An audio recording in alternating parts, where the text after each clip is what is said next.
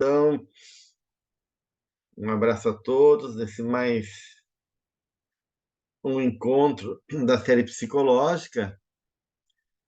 Hoje a gente vai trabalhar, então, o item 20, Psicologia da Humildade. São 2 capítulos propostos para esse estudo. Capítulo 11, Abnegação e Humildade, do autodescobrimento, uma busca interior. E o capítulo 35, Pedir e Conseguir, do livro Jesus e o Evangelho à Luz da Psicologia Profunda. Então, o nosso tema é a humildade, algo para nós muito especial, né? E, de uma certa maneira, é uma qualidade que nós todos buscamos, né? E que, na nossa sociedade atual, né? Movida por essa dinâmica aonde o ego é sobressaltado, né? Ele é de uma certa maneira hipervalorizado, a humildade se torna um desafio ainda maior para nós, né, gente? E aí no capítulo 11, ela começa então a trabalhar essa noção de abnegação e humildade, né? Então a gente podia começar a pensar, né? O que seria, do ponto de vista psicológico, essa qualidade humana, né? Essa condição, essa atitude de uma pessoa verdadeiramente humilde, né? Porque a Joana, ela realmente vai colocar, né, que de uma certa maneira a humildade ela é fruto do amadurecimento psicológico, né? Então, como, claro, todos os valores espirituais, de uma certa maneira, em, é, pressupõem uma maturidade, né, psicológica, de consciência, de sentimento, né, para que a gente possa discernir, avaliar, né, e qualificar de maneira adequada a realidade e assim também ir nos percebermos de maneira mais clara e verdadeira. Mas a gente pode começar a dizer, né, que a humildade ela é fruto de um processo de descentralização do ego. Então, é, não deixa de ser um tipo de sabedoria, né, a humildade, com uma consciência mais plena de si mesmo, por isso que é o resultado de um amadurecimento, aonde esse ego que tinha ímpetos de inflacionar, né, de querer controlar, de querer, de uma certa maneira, ir à frente, determinando, ou estando no centro do processo, né? Buscando a autoafirmação, o reconhecimento, buscando, de uma certa maneira, a, a sua condição de hipervalor, começa a ceder, né? Cede, no sentido de uma derrota, então, dessa imagem hipervalorizada, né? E ele começa a se colocar no seu lugar. Então, de uma certa maneira, a nossa consciência parcial, né, que é o ego, vai tomando consciência dessa dimensão mais profunda da alma, onde o nosso self começa a emergir, e aí a gente vai apaziguando questões que antes eram muito importantes, né? Questões de é, poder, questões de sucesso, questões de se defender do confronto com a nossa consciência, através de mecanismos de racionalização, onde a gente usa desculpa para não aceitar nossos erros, onde a gente não tem medo de se enfrentar. Então, se por um lado, né, A humildade pressupõe essa diminuição do excesso do ego, né?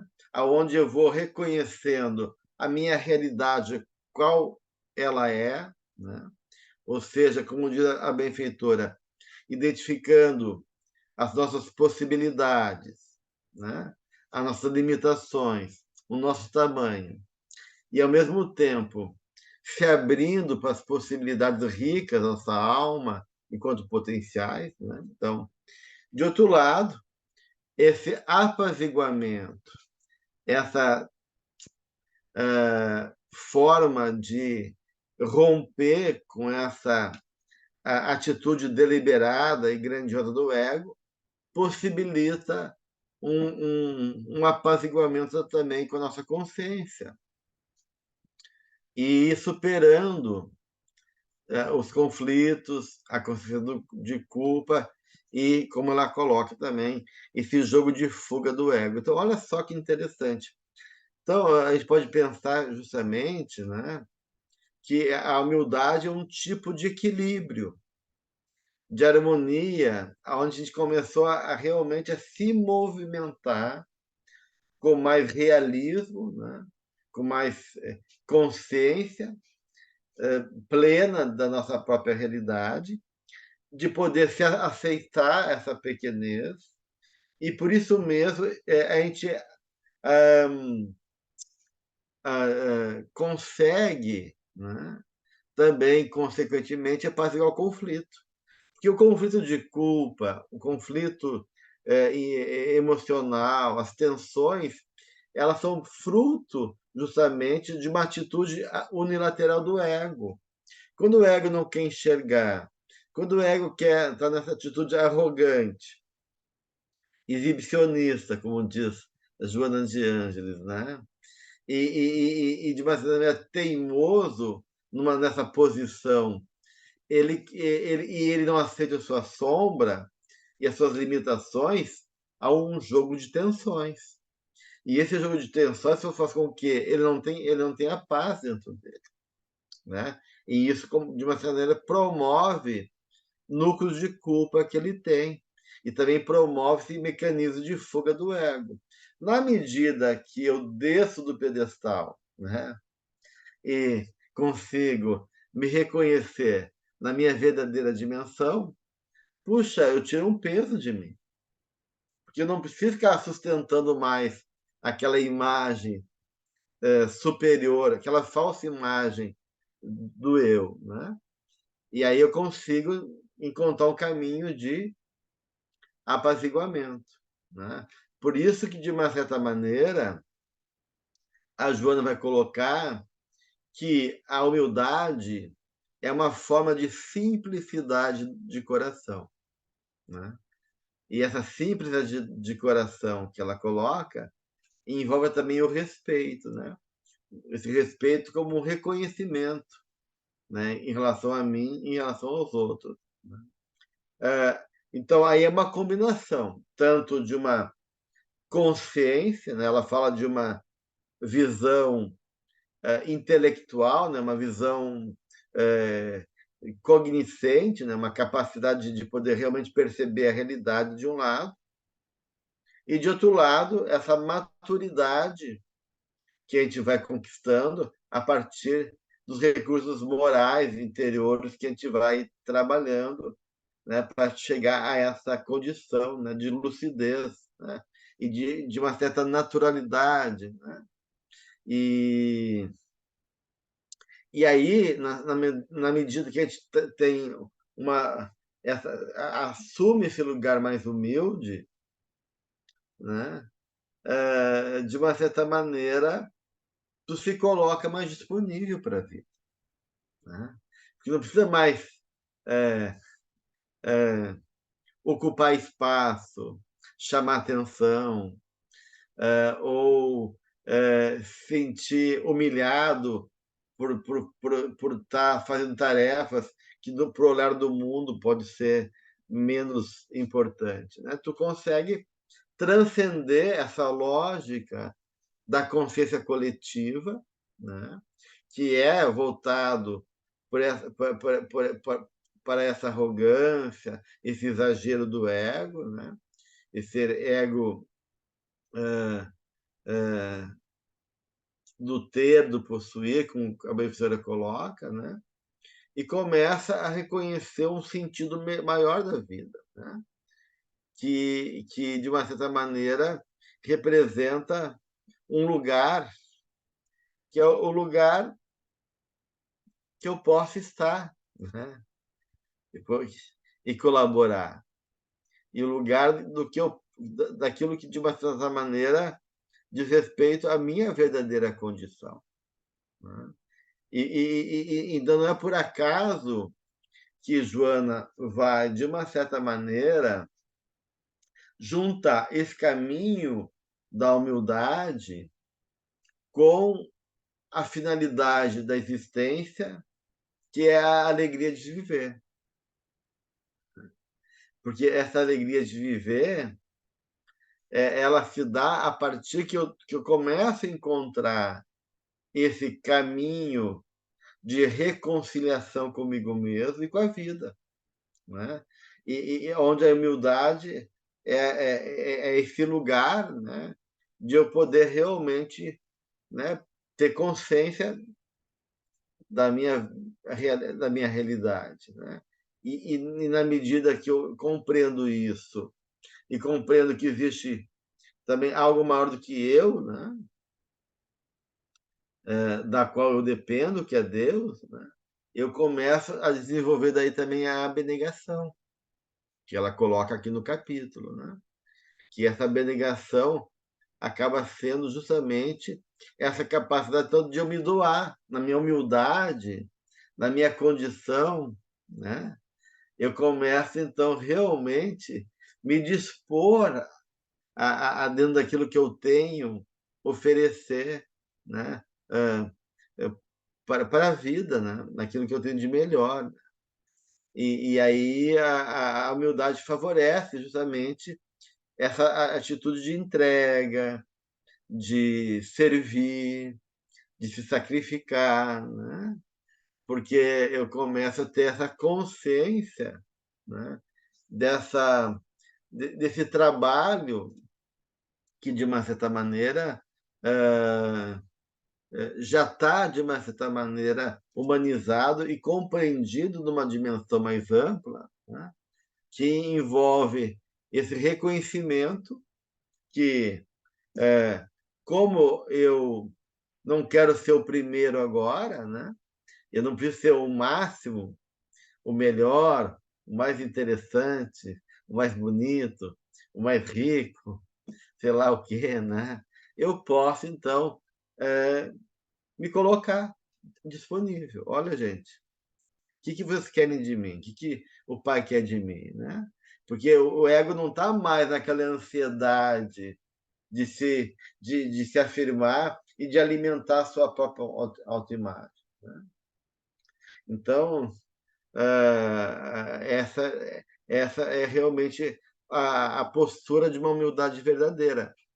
Diferente, né, a benfeitora vai colocar, de uma falsa humildade.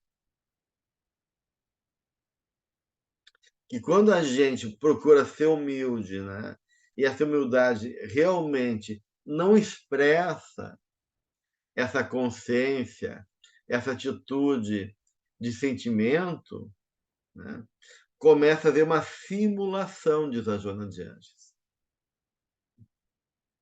Né? Então, daí a humildade, a falsa humildade, é uma forma, diz ela, de defesa, né? De jogo, de máscara, para poder disfarçar o medo, a timidez, o complexo de inferioridade e a inveja. Então, de um lado, nós temos a arrogância, nós temos o orgulho, a vaidade e o ego, né, exagerado. E, de outro lado, nós temos a baixa autoestima, como a inferioridade, o medo, a timidez, que também é um aspecto negativo e que falseia essa imagem de humildade, né? Então, a gente vê em pessoas que têm feridas narcísicas, né? Não digo o transtorno narcisista, porque o transtorno narcisista pega o lado inflado do ego. Então, de um lado, tem o narcisista que se coloca como centro do mundo, ele tem uma sombra invejosa, ele é inseguro, ele se compara, ele se aproveita dos ambientes das pessoas para poder se promover e tirar das pessoas o melhor, sem reconhecer, sem ser grato. Mas, né, esse é um lado, né, da ferida narcísica. E do outro lado da ferida narcísica tem a pessoa dependente, emocionalmente frágil, dependente, que também é uma falha narcísica. Né? Os dois têm uma falha na autoimagem de si mesmo. Né? Os dois têm um, uma falta de reflexo positivo em relação à sua, à sua autoimagem e o sentimento de ser amado.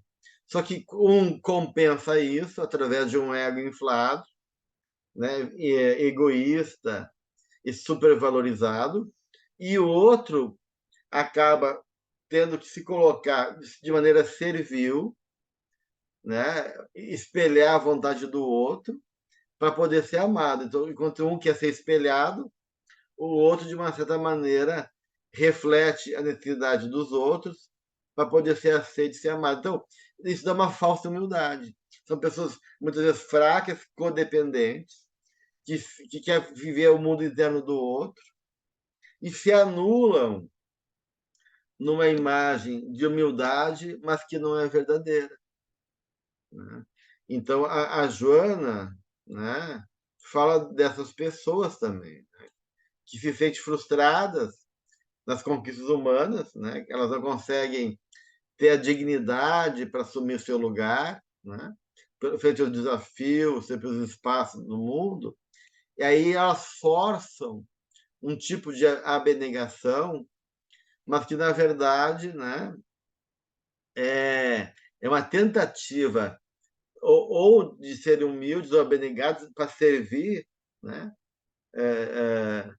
Se colocar de uma maneira masoquista, né?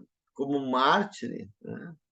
E sentir, de uma certa maneira, então, sacrificado como uma forma de, né, de, de esconder a sua necessidade, e às vezes por trás disso também há uma humildade, uma arrogância, né?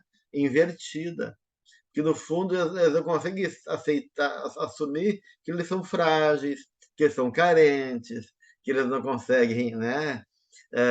Que eles precisam do outro. Então, eles fazem uma formação reativa, né? Eles se comportam de maneira a se sacrificar, a se doar, como se não precisasse do outro, para esconder, na verdade, as suas necessidades. Sara?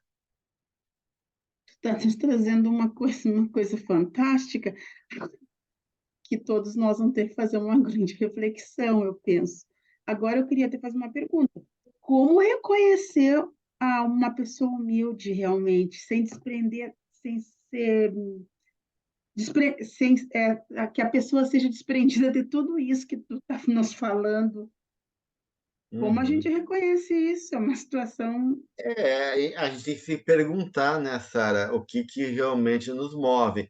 Mas Uhum, se a gente é muito ansioso para servir, se a gente é agitado, se a gente é automático, né? Porque a pessoa humilde, ela é simples, ela é disponível, ela pode até se sacrificar. Não é que não haja necessidade de sacrifício. Há almas belas e nobres que amam muito e se sacrificam pelos outros. Mas sem aquela ansiedade, sem aquela preocupação, sem aquele excesso de agradar, né? uhum, Sem se importar com o ego do outro, em nome de um ideal, em nome de algo que realmente move enquanto um, um processo elevado, né? Enquanto que essa falsa humildade, né, muitas vezes, diz a benfeitora, há um desprezo por si mesmo. Então, uhum. há uma falta de estima, né? E ela daí fica muito presa à reação social, né? A necessidade de agradar, o medo do que vou falar dela, né? A necessidade de ser reconhecida, o medo de que ela pode destruir o outro. São fantasias que têm a ver com os conflitos dela, e não com humildade. Né? Uhum. Então, de uma certa maneira, isso realmente exige a necessidade de ver, de a gente questionar as aparências, né? Seja aparência pela arrogância, pela persona que quer se sentir melhor do que os outros, como essa aparência da pessoa que sacrifica, né? Mas que está alienada de si mesmo. Né? Então, né, a Joana fala o cuidado, de um lado, de não se alienar, né? E, de outro lado, de ser agressivo com outras pessoas. Né? Então, ela fala que a pessoa que é naturalmente humilde, ela não é alienada, não se aliena, né? Não é agressiva, ela não se descuida dela mesma, né? Seja do ponto de vista emocional ou do ponto de vista até físico, né? Ah, e que ela também não é indiferente ao mundo, à conquista do progresso, né? Então, se a pessoa age assim, diz a Joana, ela é uma pessoa preguiçosa e não humilde. Né? É uma pessoa que descuidada com ela mesma e com a vida, né? Ou despreza a si mesmo para poder realmente ter o afeto dos outros. E muitas vezes nessa humildade se esconde caprichos nossos, necessidades, exigências emocionais nossas, né? Que estão ali escondido pelo medo, né? Pelo ou por uma submissão, né, desse reconhecimento, de ser bom para poder ser aceito e ser compreendido pelo outro. Dentro do movimento espírita, né, eu estou levando isso para o movimento espírita, porque às vezes a gente ouve muito as pessoas dizer, eu estou aqui para servir, eu estou aqui para servir, eu estou aqui para servir, e às vezes as pessoas não esquecem delas, dos problemas delas, e servem muito lá fora e não servem dentro, né? Então, eu acho que o que você está nos trazendo é uma reflexão muito válida para todos nós. Muito obrigada, É, Jéssica. é a questão de um servir ansioso e sem sentido, ou de outro lado, como a Benfeitora coloca, a indiferença, né? Mas também elas parece que elas são humildes, que são quietinhas ali, não incomodam ninguém, mas no fundo tem uma indiferença, eu não quero me preocupar, não quero me incomodar, eu não quero, né? Também isso também acontece, né? Tem aquela que quer servir, mas tem aquela que é indiferente, Sim. e parece que é uma postura humilde, mas é uma falsa humildade, né? Que está alienada ao mundo, à dor do mundo, né? Parece que ela não tá, que ela está ali aceitando, né? Disponível, mas no fundo ela está de uma certa maneira indiferente e distante, né? Da dor humana. Silvia? Ah, boa noite. Eu só queria, por exemplo, entraria nessa categoria aquelas pessoas que, por exemplo, não sabem dizer não, que na questão de Uhum. servir sempre, estão sempre lá, e seria uma falsa humildade também, ou... Sim. Exatamente, Silvia, porque não saber dizer não, como tu já está dizendo, se a pessoa não sabe dizer não, é porque há um conflito ali, uma dificuldade, né? Então, ela se esconde, né? Evitando o conflito, evitando se posicionar. Por isso que a Joana fala eh, que a humildade, né? Ela não é conivente com o erro, nem com o mal, em silêncios comprometedores. Então, a pessoa, não, porque sou humilde, eu não vou me comprometer. Não, ela falou que a humildade é ativa, ela fala que é combatente, que a humildade envolve uma postura decidida. Então, é muito mais, diz Joana, um estado interior, uma postura interna, do que uma aparência externa. Então, a gente fica muito preso à aparência externa na verdade, a questão é de uma condição realmente interna, né? Que está ali, e por isso que a Júlia fala também que a humildade e a abnegação nunca é triste, porque ela é terapêutica, né?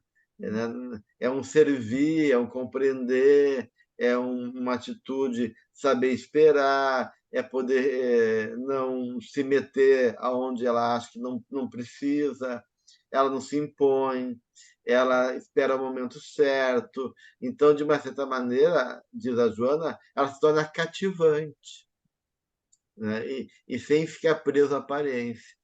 Eu E sou isso livre? também, Oi. sorry, só rapidinho, só uma coisa. Isso daí também, por exemplo, em todas essas coisas, porque me parece que é quase que um nível superior de entendimento de si próprio, é ter chegado quase num patamar diferente, né? Quando você realmente é humilde, porque normalmente a gente pensa em humildade, a pessoa fica quieta, mas também aponta erros se vê. Não é que Uhum. aceita, como você falou, você não é conivente com o errado. Quer dizer, então uma Uhum. pessoa vê uma coisa errada e também fala. Porque às vezes as pessoas, se você fala alguma, você é arrogante, você tem um orgulho, é justamente a pessoa acusa do contrário, porque ser humilde não significa que você, que nem você falou, né, seja conivente com uma coisa que não está certa, né? Exato, ela tem uma passagem aqui que diz assim, né? Que é feito-se-lhe o perfume primeiro para poder se vê-la depois, qual ocorre com as delicadas violetas. Quando se é humilde, logra-se a pureza com desprezo pelo puritanismo. Então, não é puritanismo. Vive-se a sinceridade sem a preocupação de agradar. Confia-se no sucesso das realizações, mas não se lhes impõe as propostas. Então, é uma postura realmente natural, né? Onde eu me reconheço, onde eu não sou melhor do que ninguém, né? Onde eu estou ciente da minha condição, mas onde o outro também não é melhor do que eu, né? O outro, né? Então, ser humilde não é desqualificar a si mesmo e hipervalorizar o outro. É poder realmente chegar nesse lugar adequado, né? De uma condição, porque que isso que você está falando, né, Silvia, que a gente comentava no início do estudo, né? É um tipo de sabedoria, é um tipo de consciência que exige realmente um trabalho grande aí de maturidade. Ok, obrigada, Gelson. Eu sou Lino, tá sem o microfone, Silvia.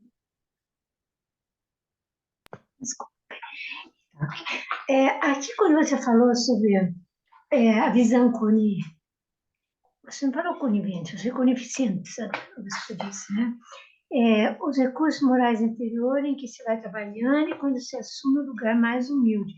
Mas o que dizer então daquela pessoa que você encontra no seu caminho? Eu encontrei já a pessoa que é, parece assim humilde, coisa, mas assim para os outros.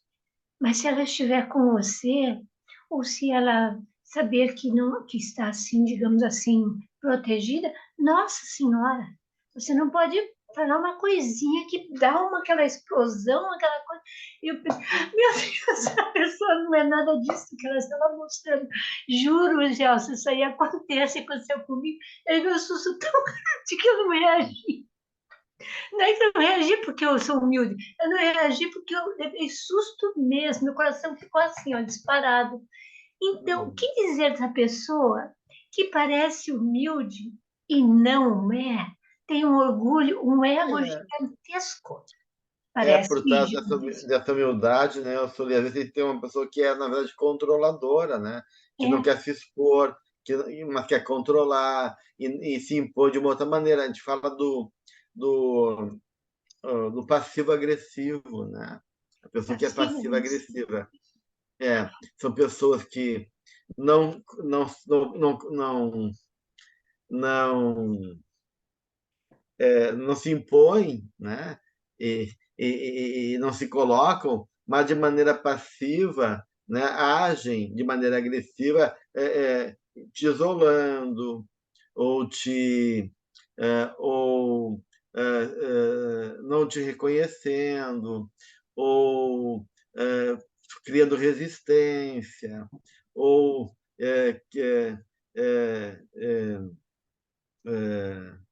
demonstrando um jogo de densidade através de uma postura vitimosa. Então, né? Então, tem as pessoas também que se aparente humildade, mas, né, ali elas não querem ser incomodadas, né? E quando se oportuniza, às vezes vem para fora, né? Aquela pessoa extremamente exigente, controladora e que não tolera ser frustrada, né? De uma certa maneira. Então, Isso aí isso falou certo, porque realmente é uma coisa que eu percebi, o controle. A pessoa não quer perder, parece que tem o pavor de perder o controle. E, e uma outra coisa aqui que eu gostaria também de colocar, se for possível, é a projeção. Existe campo para projeção, a pessoa ela acaba projetando uma imagem porque eu talvez acho que é assim, ou um santo, ela quer ser aquele santo, ele quer ser aquele, não sei, sabe? Porque eu já encontrei pessoas assim no meu caminho, e eu não sou Lena, não tenho aquela inteligência que eu gostaria de ter, então eu realmente às vezes não sei como agir. E é quando eu me fecho, não me fecho porque eu estou com medo, eu me fecho porque o meu intelecto não chega muito para poder analisar aquilo, sabe? E eu, graças a Deus que agora estamos justamente nesse estudo. E como é que fica? Existe projeção também, né? Pessoa que idealiza, eu sou assim, na existe verdade, projeção e existe a identificação projetiva. Eu posso projetar essa arrogância que está escondida nos outros e achar que o outro é arrogante e onipotente, porque eu me sinto nesse lugar aparentemente humilde, ou eu posso fazer uma identificação projetiva, né? Eu queria me projetar e me identificar como uma figura santificada, nobre, que esconde a minha arrogância, né? No fundo, se eu me coloco naquele lugar é porque no fundo, né? Muitas vezes eu não sou humilde. Eu faço a menção de estar naquele lugar como se fosse um esforço, mas no fundo eu desejo, né? E me imponho esse lugar por uma questão também de querer ser hipervalorizado pelo mundo, né? Então, são os vários disfarces que pode acontecer, né? obrigada. Que é importante a gente poder avaliar, se perceber. Jovelina? Boa noite, doutor Gelson. Boa noite a todos. Eu não vou ligar a câmera porque realmente hoje eu estou bem de pijama. Mas deixa eu fazer uma pergunta para o senhor, então. Então, o primeiro passo para a gente conseguir a humildade é o nosso autoconhecimento, né? É reconhecer as nossas próprias qualidades, né? Ter conhecimento É, delas. do nosso limite, as qualidades. Mas também, né, Jovelina, como a humildade é um estado de consciência, né? É também um exercício de pequenez. E esse exercício de pequenez de uma certa maneira, isso ela vai trabalhar mais no outro capítulo, né? É de tu saber que tu precisa de Deus, que tu não Pois é, pode tudo. de reconhecer as nossas qualidades que nós já adquirimos, mas ao mesmo tempo de ter a humildade de não se engrandecer, é assim que fala? Se não. Não se engrandecer e saber que apesar das qualidades que temos também muitos limites, né? E ficar em paz com os limites. Então, na verdade, é reconhecer quem nós somos, tanto no que temos de qualidade e não se envaidecer, como também estar em paz com a nossa pequenez, né? De uma certa maneira. Mas, de uma certa forma, poder também reconhecer que a nossa existência depende dos outros e, acima de tudo, de Deus, né? Porque a Joana vai colocar justamente no outro capítulo aqui a existência física, ela é feita de permutas vibratórias, né? De troca, né? Então, a humildade é reconhecer que a gente não está isolado no mundo, que a gente não pode tudo, que nem tudo depende só de nós e que existe forças maiores que a gente, da qual nós somos vinculados, aonde, acima de tudo, nós estamos ligados, invariavelmente, à causalidade absoluta, como o Vitor coloca, que é Deus. Então, poder, de uma certa maneira, né, também exercitar, e ela fala aí da importância da prece, né? Quer dizer, eu preciso ser alimentado por Deus. Eu necessito dessa seiva divina que movimenta em mim. Então, eu reconheço que eu não sou nada sem o Pai, e que eu vivo nele. E poder, de uma certa maneira, daí também, né, através dela fala da importância da oração como uma forma de exercício de humildade. Porque quando a gente pede, quando a gente agradece, e quando a gente honra, né, a gente está sendo humilde. Que a gente pede porque a gente sabe que a gente não consegue sozinho. A gente agradece porque sabe que existe um ser que nos provê, que é maior do que a gente, e a gente honra esse ser, né? E dignifica esse ser com a nossa prece, porque a gente sabe que a gente provém dele e vive, né, no seio divino. Então, de uma certa maneira, a humildade também é exercitado através do exercício da oração. Então, é isso que tu falou, né, Juvelina? Poder reconhecer as potencialidades não se vai descer, mas também é reconhecer a nossa pequenez e também viver, né, essa condição desse reconhecimento e desse cultivo da nossa ligação com Deus, reconhecendo que Ele é o Senhor que Ele é o promove Pai, ele é tudo, tudo. né? Uhum. Muito obrigada. Então, é por aí. Né? Ok. Quem é agora? É Cláudia? Cláudia? Oi, Gelson. Oi, gente, boa noite. Boa Gelson, noite. a Joana fala aqui, né, que perceber a finalidade do ser existencial é a alegria de viver decorrente dos pensamentos e ações meritórios, o que propele a autoestima e a autodescoberta constante. Então, Uhum, baseado naquilo que a Eusoli falou e comentou também a Silvia, onde entra a coisa de criar uma expectativa sobre os outros. Porque se uhum, a gente tem que se autodescobrir constantemente, você acabou de dizer, e a Joana também diz, que nós temos que conviver uns com os outros, né?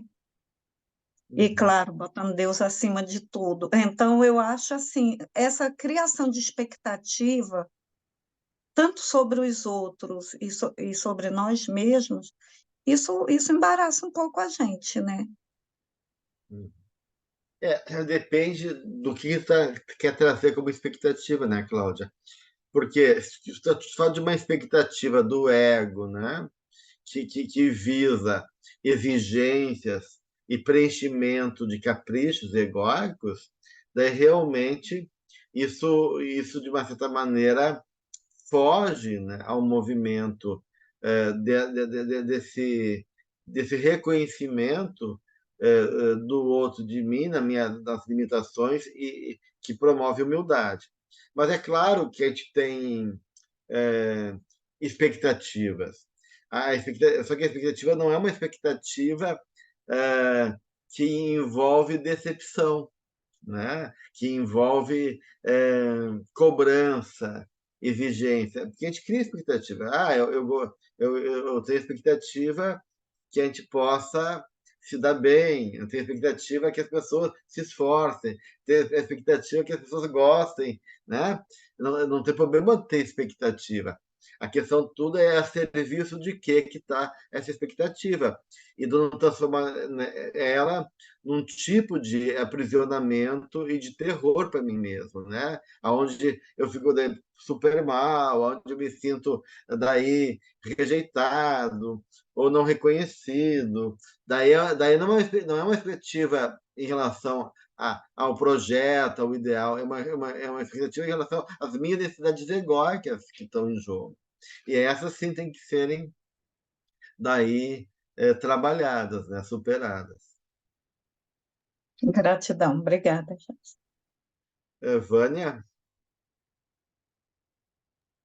Eu tenho aqui uma pergunta, porque tem um pedaço aqui que ela fala, no capítulo 35 do Pedir e Conseguir, ela diz assim, que também proporciona ao descortino, na página número 253, a página, também proporciona o descortino da realidade existencial e dos seus elevados significados psicológicos que têm caráter educativo, preparando cada criatura para a perfeita identificação com si, mediante a superação do ego. E eu fiquei em dúvida com relação a esse proporciona o descortino da realidade. Em que sentido ela diz isso? Fala assim, tipo, se trata de uma aproximação dessa ideia da nossa verdadeira identidade, que é espiritual, e por isso a gente se abre mais, é isso? Sim, com certeza, Vânia, é poder realmente, essa verdade é realmente, né, o reconhecimento da realidade espiritual e do despertar do self, e também, né, dessa verdade enquanto o lugar que eu ocupo na criação daquilo que Deus quer de mim, né? Uhum, Porque, de uma certa maneira, todos nós somos chamados a desempenhar uma tarefa, né? Então, a humildade, né, quando a gente se abre em oração e busca, né, se despertar para essa dimensão maior, onde essa verdade vai então se apresentando, tu vai realmente tirando o ego de cena, tirando o self, né, nesse lugar que é justamente aquilo que move e dá sentido à minha vida, não a partir das exigências do meu ego, mas a partir daquilo que Deus quer de mim, né? Então, eu estou a serviço do que é maior, né? E a humildade pressupõe isso, né? Poder realmente é, é, existe uma forma do pequeno, nós, os pequenos, nos tornarmos grandes. uhum. Então, complementando, Que é servindo ao que é maior, né? Então, hum, quando a gente serve o que é maior, né, que é Deus, os pequenos somos grandes. E que o Espírito, ele, quando ele fica humilde, enobrecido e se eleva, ele se torna cada vez mais um servidor, né? Em comunhão com Deus, né? Jesus, né? É, quando diz eu Pai somos um só e está aqui para servir, né, a vontade do Pai. Então é por aí que a coisa vai caminhando, né?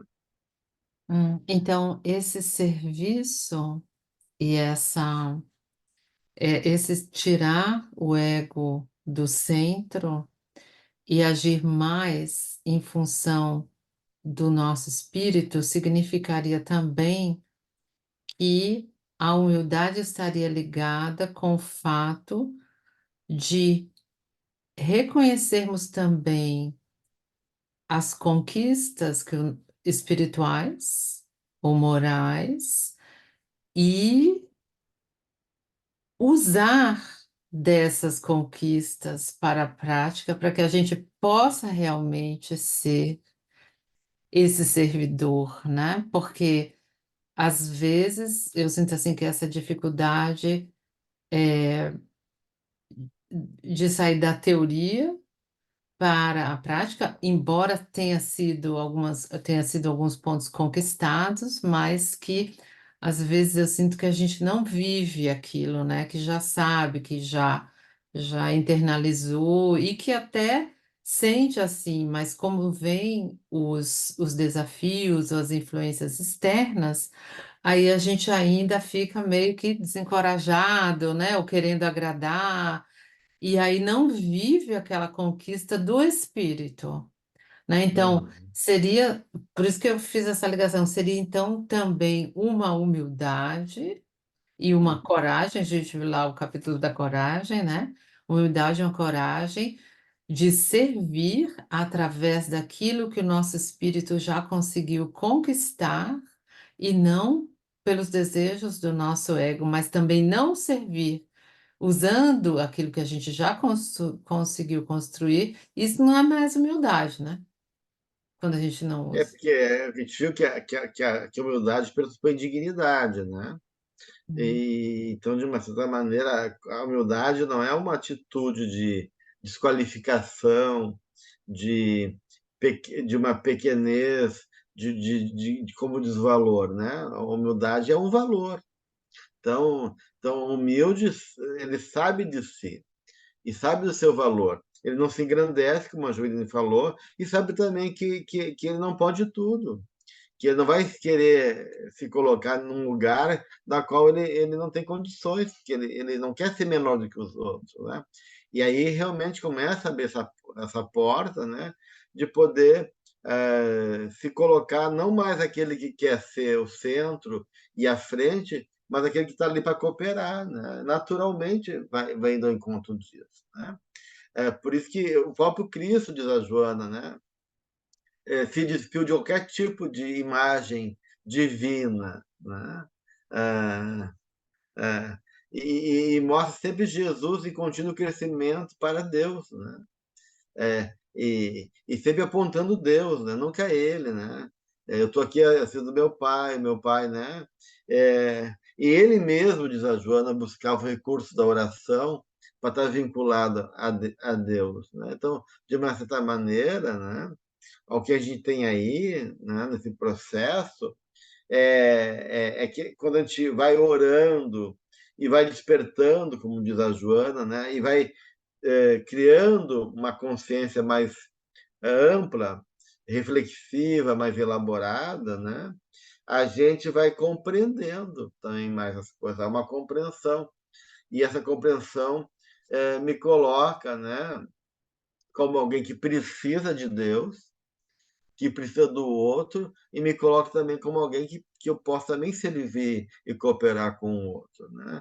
E aí eu me abro para poder realmente fazer esse movimento de poder me abrir para poder estar disponível, né, a que Deus quer de mim. Obrigada, Jéssica. Silvia?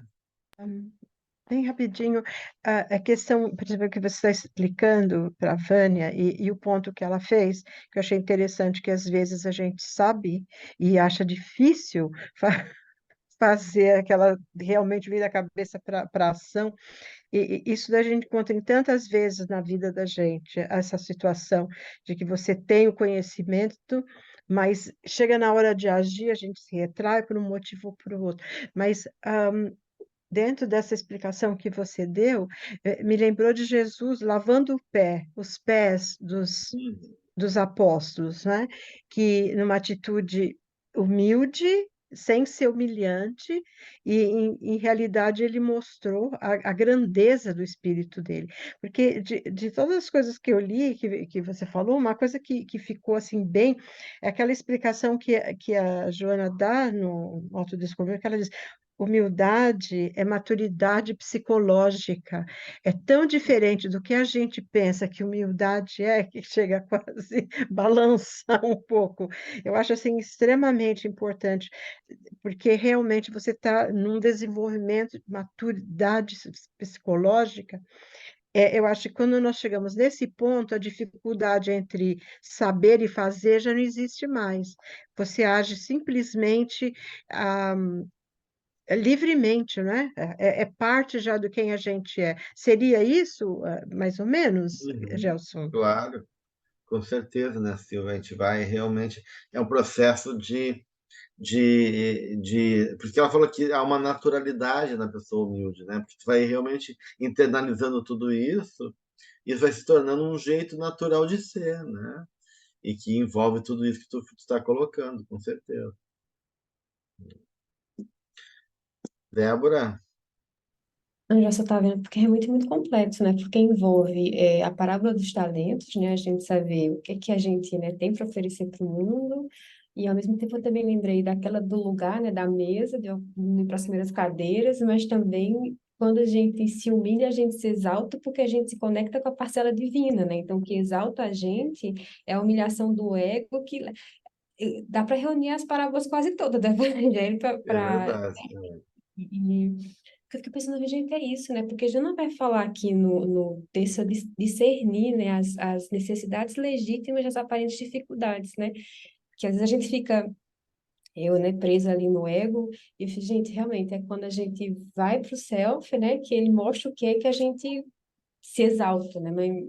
Mas enfim, eu mesmo não me perco aí nesse caminho. Mas enfim, eu achei muito, achei muito complexo, mas muito bonito, diferente, né, do É, que a gente por compreende. isso que, né, Débora, as pessoas que são orgulhosas, elas têm dificuldade de orar.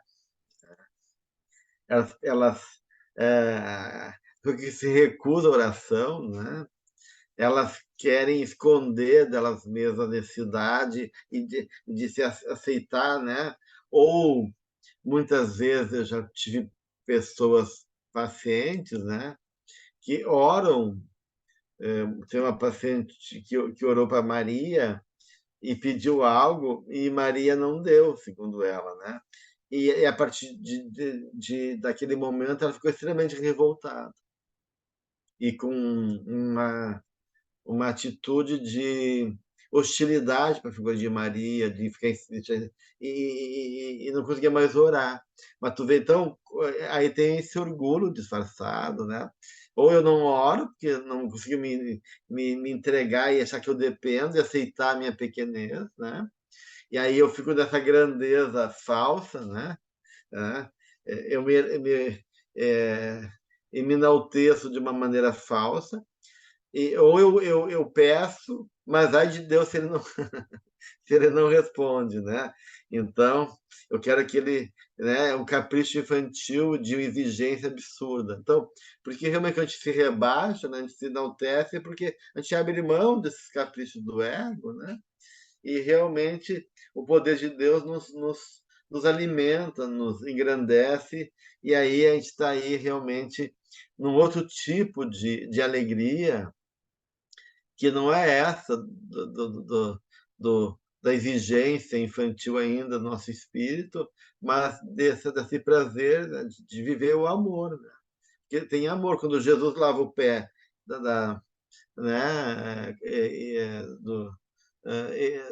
dos apóstolos, né? E ele está ali agindo de maneira amorosa, né? É movido por esse amor que compreende, que se coloca disponível, que envolve o outro, né? Porque de certa maneira mostra essa disponibilidade dele, né? De estar ali, né? Acolhendo, cooperando, promovendo o melhor do outro, ou sensibilizando, né? Então, de uma certa maneira, tem aí também na humildade um ato amoroso. Né?